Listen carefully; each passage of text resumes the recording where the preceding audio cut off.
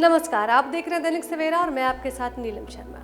भारत एक लोकतांत्रिक देश है और यहाँ सबको अपने विचारों को रखने की आज़ादी भी है, लेकिन इसकी भी एक हद है।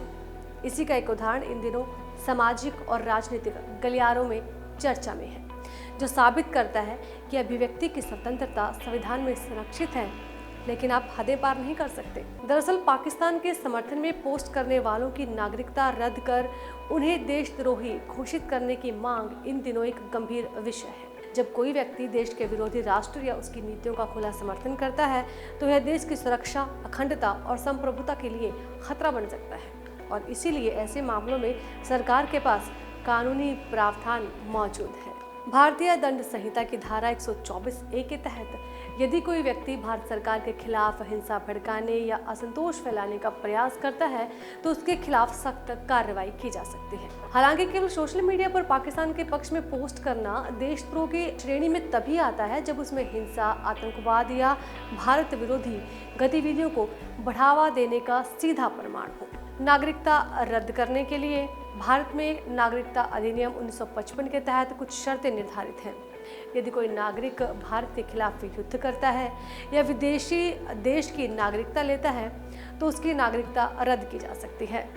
अगर आप भी अपने विचारों को खुली हवा में पंख देने के शौकीन हैं तो जरा सावधान। नमस्कार, आप देख रहे हैं दैनिक सवेरा और मैं आपके साथ नीलम शर्मा।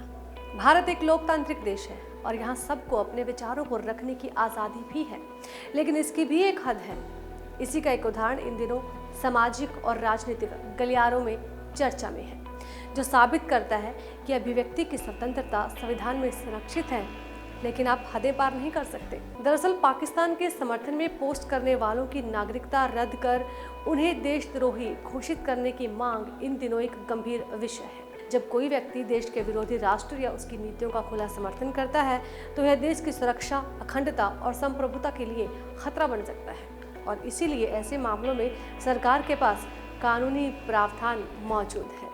भारतीय दंड संहिता की धारा 124A के तहत यदि कोई व्यक्ति भारत सरकार के खिलाफ हिंसा भड़काने या असंतोष फैलाने का प्रयास करता है तो उसके खिलाफ सख्त कार्रवाई की जा सकती है। हालांकि केवल सोशल मीडिया पर पाकिस्तान के पक्ष में पोस्ट करना देशद्रोह की श्रेणी में तभी आता है जब उसमें हिंसा, आतंकवाद या भारत विरोधी गतिविधियों को बढ़ावा देने का सीधा प्रमाण हो।